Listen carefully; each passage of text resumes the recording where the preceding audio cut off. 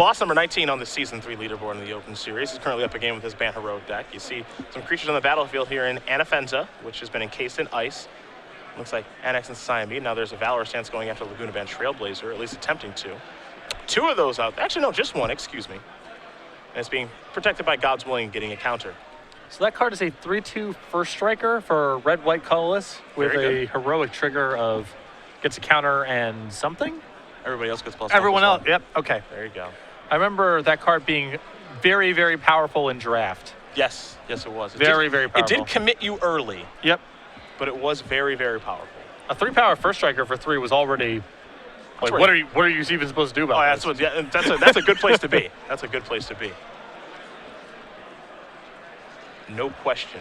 And collected company in this deck as well. Makes sense. Yeah, a lot of powerful 3-mana hits, so no surprise there. Let's see what Nestor has now. He's got a flip card. We'll have to see which one it is, though. It is Kytheon, Hero of Akros. The boss will draw. Play a Temple. Top card going to go to the bottom. The boss really the one that put Ban Heroic on the map at the Open Series in Syracuse during season number 2. A tournament that Chris Van Meter, his good friend, did win. And these are the type of matchups that the Ban Heroic just swallows up. Charles's deck does not have a lot of removal. Its creatures are fairly slow, and the deck is ultimately trying to block and otherwise race. And heroic decks are typically way too efficient at playing that kind of game compared to other decks.